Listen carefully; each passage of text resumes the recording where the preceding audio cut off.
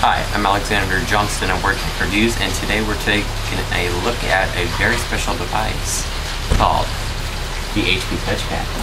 White version, 64 gigabytes. So let's go take an unboxing, look at it, and review.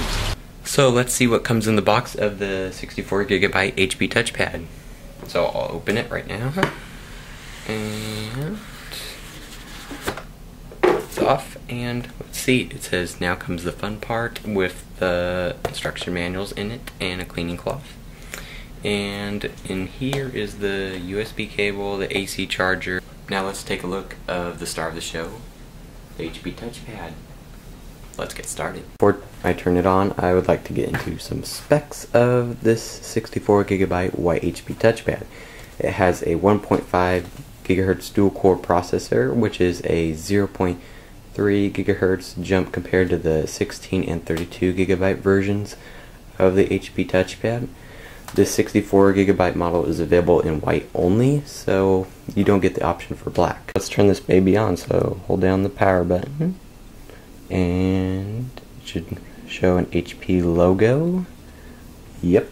So it usually takes about a minute or two to boot up, so we'll just skip that part. Well, while we wait for it to boot up, it also has a 1.3 megapixel camera in the front. It still has no back-facing camera, and there it is, it's booted up. And you can see it doesn't look too much different compared to the 16 and 32 gigabyte models. But if we turn this thing around, it's white. It's so sexy. I think it looks better than the black one, but that's just my opinion. It has all the same things you would find on the 16 and 32 gigabyte version models.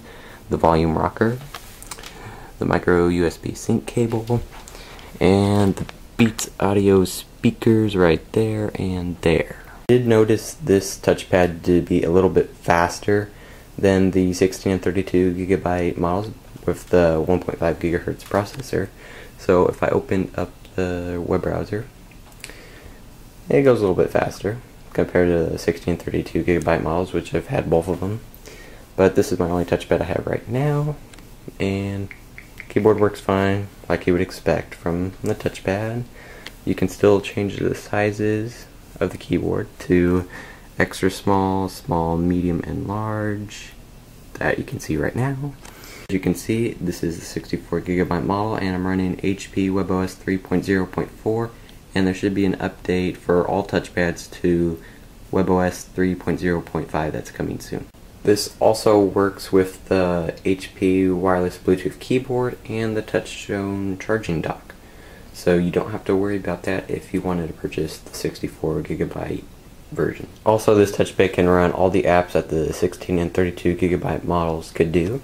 So for example, I can go to Angry Birds Rio HD, which will load up, and it's a little bit faster than what I've tested on the 16 gigabyte model. So as you can see, it loaded up, and if I wanted to start playing a level, I can do that just fine. So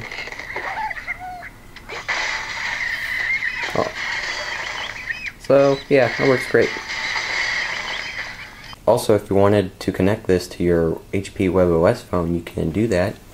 And you also can take video calls from Skype, which is pretty nice with the front-facing camera right there. The HP TouchPad has thousands of apps, but the App Store isn't as good as Android or iOS or even Windows Phone. So if you were a person really picky about apps, you may not want to buy this device. Also, the touch-to-share capability works between the touchpad and the Pre-3 smartphone, where you can open web pages from one device to another. I'll show you how that works. So I have Google up on my HP touchpad, and I want it to get on my Pre-3. So all I have to do is connect it via Bluetooth between both the devices, and you put the HP logo onto the center button, or the center physical home button onto the HP touchpad, and you do that right there. As you can see, it will show it on that web page, and it loaded it, or it is loading. But yeah, that's how it works.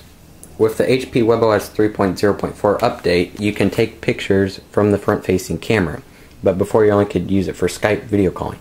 So if you go to the camera app, it'll open up the camera,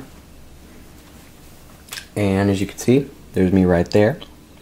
And yeah, all you have to do is press that button right there. It'll take a screenshot, and you also can take videos from it too. The battery life on the HP TouchPad is pretty decent. It comes around 8.5 hours, so it's pretty good for a tablet. So what do I think about the white HP TouchPad 64GB? Well, the good things are WebOS is slick, it's easy to use, has some good apps and games in the app catalog, built in Adobe Flash, so you can watch YouTube videos, you don't have to use HTML5. Some of the dislikes are the lack of apps, and it's a little on the heavy side. And also, support and updates might take a while since WebOS is kind of in a limbo situation right now. The white HP TouchPad is the best WebOS device I've ever used. It just needs the support and better hardware for it to be a better competitor between Android and iOS. But this has been the white HP TouchPad review from WordTechReviews, and I hope you enjoyed our review.